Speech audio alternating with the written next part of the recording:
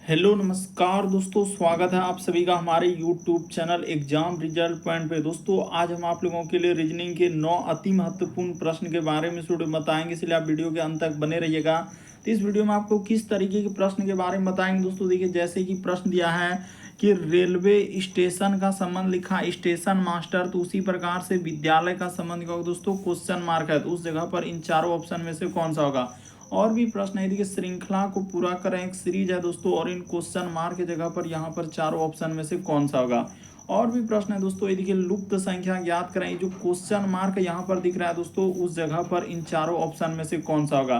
तो इसी तरीके के प्रश्न के बारे में इस वीडियो में बताएंगे दोस्तों। और ये पार्ट नंबर हम लोगों का रीजनिंग का 6 है, जिसने पार्ट 5 तक नहीं देखे हैं तो चैनल पे जाके वीडियो सेक्शन में देख लीजिए, क्योंकि सारे पार्ट मोस्ट रिपीटेड प्रश्न के हैं। तो आइए दोस्तों देखते हैं पहले नंबर क्वेश्चन से क्या करा और कैसे करेंगे इस तरीके के। ये सारे प्रश्न आपके प्रीवियस पेपर के हैं दोस्तों, जो अलग अलग एग्जाम में कई बार रिपीट कर चुका है, क्योंकि काफी इंपॉर्टेंट क्वेश्चन जो अलग अलग एग्जाम में रिपीट किया है। तो देखिए जैसे दिया है दोस्तों कि रेलवे स्टेशन का संबंध स्टेशन मास्टर, तो उसी प्रकार से विद्यालय का क्या होगा।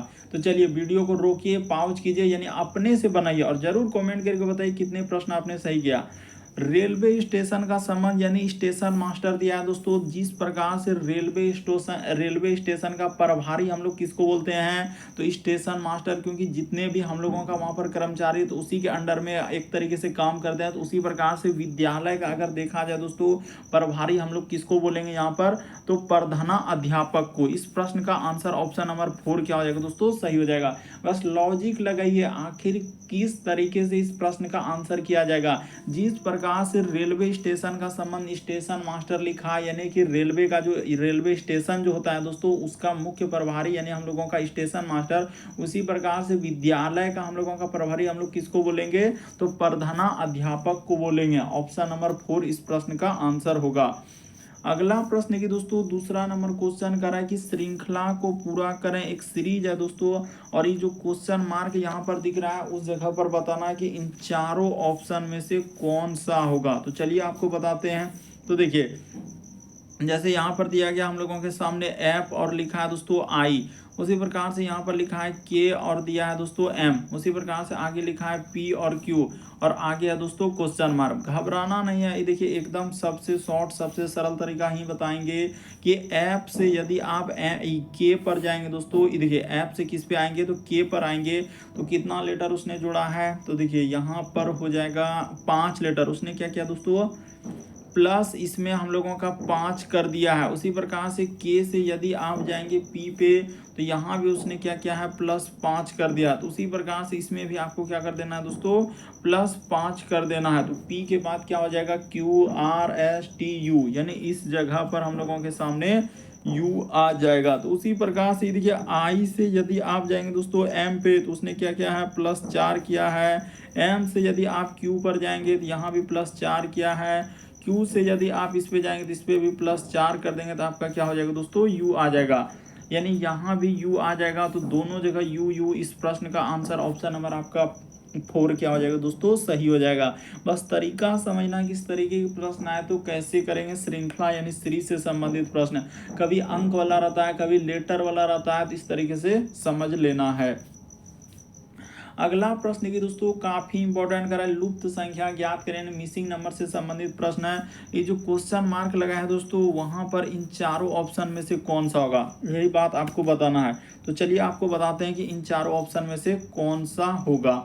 तो देखिए हुआ क्या है, लुप्त संख्या यानी मिसिंग नंबर से संबंधित कभी भी प्रश्न करेंगे तो हमेशा आप बड़े नंबर पर ही गौर करेंगे। आखिर इनमें से बड़ा नंबर जो लिखा है, इन छोटे नंबर को क्या करने से हम लोगों का हो सकता है। तो इस तरीके से आपको सोचना है क्या करने से हो सकता है, कि किस प्रकार से उसने किया है। तो चलिए आपको बताते हैं दोस्तों कि यहाँ पर क्या करने से हम लोगों का इस प्रश्न का आंसर नहीं। तो देखिए यहाँ पर जैसे दिया गया दोस्तों, आपको करना क्या है बताते हैं कि यहाँ पर जैसे ही हम लोगों के सामने इस प्रकार से चलना है दोस्तों। जैसे ये देखिए 14 का यहाँ पर क्या कर दीजिए, स्क्वायर कर दीजिए दोस्तों, यानी 14 का हम लोगों के सामने क्या हो जाएगा, स्क्वायर। इस जगह पर 14 का हम लोग स्क्वायर कर देंगे और गुना क्या कर देंगे दोस्तों 4 कर देंगे। स्क्वायर करने का मतलब यहाँ पर क्या हो जाएगा दोस्तों 14 गुना 14 और गुना क्या हो जाएगा दोस्तों 4 हो जाएगा। तो जैसे ही इसको कीजिएगा तो 700 क्या आ जाएगा दोस्तों 84 हो जाएगा। बेसिक बात को समझिए दोस्तों कि हुआ क्या। उसी प्रकार से देखिए इसमें चलेंगे, आपको कुछ नहीं करना, इस 16 जो देख रहे हैं इसका स्क्वायर कर देना है, गुना क्या कर देना है दोस्तों 5 कर देना है। तो स्क्वायर करने का मतलब वही संख्या 2 बार, तो 16 गुना 5 आप कीजिएगा तो आपका कितना हो जाएगा 1280 आ जाएगा। तो उसी प्रकार से हम लोगों का जिसका निकालना है दोस्तों, देखिए ये वाला संख्या का निकालना है तो यहाँ पर क्या कर देंगे 12 का स्क्वायर और गुना क्या कर देंगे दोस्तों 6। तो यहाँ पर हो जाएगा 12 गुना 12 और गुना क्या कर देंगे दोस्तों 6। तो जैसे ही आप कीजिएगा तो देखिए कितना आ जाएगा, तो 12 गुना 12 144। तो 100 यहाँ पर कर लेते हैं कि 12 का स्क्वायर होता है 144, इधर करके हम गुना कर लेते हैं। 12 गुना 12 करेंगे तो 144 और गुना 6 करेंगे दोस्तों तो हम लोगों के सामने कितना हो जाएगा, तो 6 चौक 24 करी 4 हासिल रहा 2 और इधर हो जाएगा दोस्तों 6 चौक 24 और 2 जोड़ देंगे 26 करी 6 हासिल रहा 2, 864 आएगा। यानी इस प्रश्न का आंसर ऑप्शन नंबर आपका थर्ड क्या हो जाएगा दोस्तों सही हो जाएगा। तो उम्मीद करते हैं आप समझ गए होंगे दोस्तों कि लुप्त संख्या यानी मिसिंग नंबर से संबंधित प्रश्न आए तो क्या करेंगे। सोचना होता है कि आखिर बड़े संख्या जो लिखा हो इन छोटे नंबर को क्या करके लिखा है, कभी जोड़ देता है, कभी गुना कर देता है, कभी भाग कर देता है, कभी स्क्वायर करके गुना कर देता है। तो इस तरीके से आपको सोचना होता है। अगला प्रश्न ये दोस्तों चौथा नंबर क्वेश्चन दिया है, तो चलिए कोडिंग डिकोडिंग से दिया गया है। जिस प्रकार से देखिए COPIOUS को इस प्रकार से लिखा है, उसी प्रकार से यहाँ पर जेनरस को इस प्रकार से लिखा जाता है, तो उसी प्रकार से पिजन को कैसे लिखा जाएगा। तो चलिए आपको बताते हैं कि किस प्रकार से इस प्रश्न का आप आंसर कर सकते हैं। जो दिया है देखिए, जैसे हम लोगों के सामने है कोपियस को यहाँ पर लिख लेते हैं कि CO, उसके बाद हम लोगों के सामने PI, उसके बाद OU और S। तो इसका कोड क्या लिखा है दोस्तों 2 है 3 है, फिर हम लोगों के सामने 4 है, तो 2 3 4, उसके बाद 5, उसके बाद लिखा है दोस्तों 3 8 9। उसी प्रकार से देखिए जेनरस का कोड क्या दिया, बस लिख लेना है GE, उसके बाद NE, उसके बाद ROU और क्या है दोस्तों S है। तो चलिए इसका कोड क्या क्या लिखा है, 1 लिखा है, उसके बाद 6 लिखा है, 7 लिखा है, फिर 6 0, उसके बाद 3 8 और 9। तो चलिए पिजन का पूछा जा रहा है कि इसका निकालना है, तो PI, उसके बाद हम लोगों के सामने GEO और N। तो इसका निकालना है। देखिए घबराना नहीं, आपको सोचना है दोस्तों कि कहाँ P दिख रहा है। इनमें से अगर देखा जाए देखिए यहाँ पर P मिला तो P के लिए उसने 4 का प्रयोग किया है, तो P के लिए आप क्या लिख देंगे दोस्तों 4 लिख देंगे। उसी प्रकार से I, देखिए I जस्ट इसके बगल में ही है तो इसके लिए उसने 5 लिखा है, तो यहाँ पर 5 लिख देंगे। उसी प्रकार से G, तो देखिए G के लिए उसने क्या लिखा है दोस्तों 1 लिखा है तो 1। उसी प्रकार से E, तो देखिए E इसी जगह आ रहा है तो यहाँ पर क्या लिखा है दोस्तों उसने 6। उसी प्रकार से O, तो O देखिए यहाँ मिल रहा है दोस्तों, O के लिए उसने 3 का प्रयोग किया है। यहाँ भी देखिए O मिल रहा है तो इसके लिए उसने 3 का प्रयोग किया है। उसी प्रकार से N, तो N देखिए कहाँ मिला, हाँ यहीं पर N मिला तो N के लिए उसने 7 का प्रयोग किया, तो इस जगह पर क्या हो जाएगा दोस्तों 7। तो देखिए 45, उसके बाद 16 37। इस प्रश्न का आंसर ऑप्शन नंबर आपका थर्ड क्या हो जाएगा दोस्तों सही हो जाएगा। कौन सा सही होगा, तो ऑप्शन नंबर आपका थर्ड सही होगा। यहाँ पर देखिए ऑप्शन नंबर C में दिया है कि 451637, तो 451637 इस प्रश्न का आंसर हो जाएगा। बस कोडिंग डिकोडिंग का दिया गया था, कोडिंग कर दिया था, बस आपको छांट कर लिखना था। अगला प्रश्न की दोस्तों 5वां नंबर क्वेश्चन दिया है। यहाँ पर कहा जा रहा है कि देखिए हच का अर्थ है घटाना। यहाँ पर लिखा है कि हच का अर्थ क्या है घटाना। जहाँ कहीं हच दिखेगा उसके जगह पर आपको क्या लेना है दोस्तों घटाव का चिन्ह लेना है। तो ठीक है हमने घटाव का ले लिया। उसके बाद देखिए इस तरीके का अगर यहाँ पर कैसा लिखा है दोस्तों, इस तरीके से देखिए इस, हाँ ऐसा सिंबल दिया है यानी एंड का सिंबल दिया है, तो यहाँ पर इस प्रकार से ले जाकर इस प्रकार से किया है। तो इसका अर्थ लिखा है दोस्तों उसने क्या लिखा है भाग लिखा है। उसके बाद देखिए एट द रेट का अर्थ लिखा है दोस्तों उसने जोड़ लिखा है। यहाँ पर थोड़ा अच्छे से करना चाहते हैं इस प्रकार से, हाँ एट द रेट का अर्थ लिखा है उसने क्या लिखा है दोस्तों जोड़ लिखा है, तो जोड़ लिख दिए। उसके बाद हम लोगों के सामने प्रतिशत का अर्थ लिखा है गुना, यानी जहां कहीं प्रतिशत दिखेगा उसके जगह गुना। बस यही सवाल अब आपको करना है। देखिए जैसे ही लिख लिया हमने 132। उसके बाद हम लोगों के सामने ये देखिए इसका सिंबल अभी बता रहे थे कि क्या हो जाएगा हम लोगों का भाग और यहाँ पर 3। हज का अर्थ लिखा है -10, उसके बाद @ का अर्थ है प्लस, तो यहाँ पर हो जाएगा हम लोगों के सामने 20 और प्रतिशत का अर्थ है गुना, यहाँ पर 2, और इसी को कह रहा है कि क्वेश्चन मार्क की जगह क्या आएगा। तो चलिए सॉल्व कर दीजिए। पहले काम होगा भाग का, तो 3 चौक 12 और इधर हो जाएगा फिर 3 चौक 12, तो 44 बार में कट जाएगा। देखिए 3 चौक 12 हासिल 1, 3 चौक 12, यहाँ पर माइनस, उसके बाद हो जाएगा दोस्तों 10 और प्लस 10 दूना क्या हो जाएगा 20। एक स्टेप और करेंगे, आपका क्या निकल जाएगा, आंसर निकल जाएगा। कभी भी इस तरीके के प्रश्न आए तो आपको डरना नहीं है, घबराना नहीं है। तो 44 20 कितना हो जाएगा, 64 हो जाएगा। तो 64 में जैसे ही 10 घटा दीजिएगा, अच्छा यहाँ पर कहीं, अच्छा 44 और 20 है, तो चलिए 44 और 20 हम लोगों का कितना हो जाएगा दोस्तों, इधर हो जाएगा 0, कहीं गलती तो नहीं हो रहा है हम लोगों के सामने, 132, उसके बाद 3, इधर 10 और यहाँ पर हो जाएगा दोस्तों, अच्छा तो यहाँ पर गलती हुआ, हमने देख लिया इस जगह पर गलती हुआ। 20 दूना यहाँ पर क्या हो जाएगा 40 हो जाएगा, तो 40 और हम लोगों का 44 कितना हो जाएगा दोस्तों, 84 हो जाएगा। 84 में जैसे ही 10 घटेगा तो आपका क्या आएगा दोस्तों, 74, यानी इस प्रश्न का आंसर ऑप्शन नंबर दूसरा क्या हो जाएगा, सही हो जाएगा। बढ़ते हैं दोस्तों अगले प्रश्न की ओर।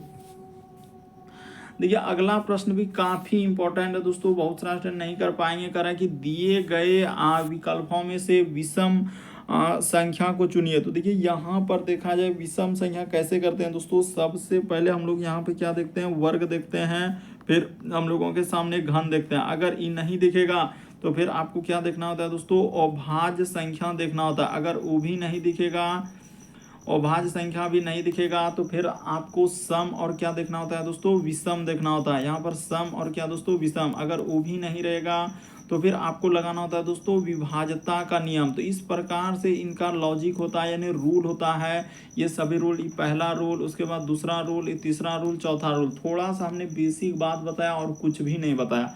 तो देखिए यहाँ पर यदि आप कहेंगे तो यहाँ पर ये देखिए, ई जो देख रहे हैं दोस्तों, ये हम लोगों के सामने क्या है, 64 का क्या है दोस्तों, स्क्वायर है। बाकी सभी हम लोगों का कोई स्क्वायर नहीं। ये संख्या हो गया, ये संख्या हो गया, ये संख्या हो गया। यहाँ पर लिख भी देते हैं कि ये सभी हम लोगों का विषम संख्या है। ये सभी क्या है दोस्तों, विषम संख्या है। ये सभी क्या है, विषम संख्या है। क्या हो जाएगा दोस्तों, हम लोगों के सामने विषम संख्या हो जाएगा। ये सभी क्या हो जाएगा दोस्तों, विषम संख्या हो जाएगा। तो इस प्रश्न का आंसर आपका ऑप्शन नंबर आपका दूसरा क्या हो जाएगा दोस्तों, सही हो जाएगा। बढ़ते हैं दोस्तों अगले प्रश्न की ओर। देखिए अगला प्रश्न है, यानी इस प्रश्न का आंसर ऑप्शन नंबर बी क्या हो जाएगा दोस्तों, सही हो जाएगा। अगला प्रश्न की दोस्तों हम लोगों के सामने 7वां नंबर। तो देखिए जैसे अगला प्रश्न हम लोगों के सामने यहाँ पर दिया गया दोस्तों, देखिए अच्छा यहाँ पर हाँ एक प्रश्न के बाद हम लोगों के सामने 7वां नंबर क्वेश्चन दिया है दोस्तों।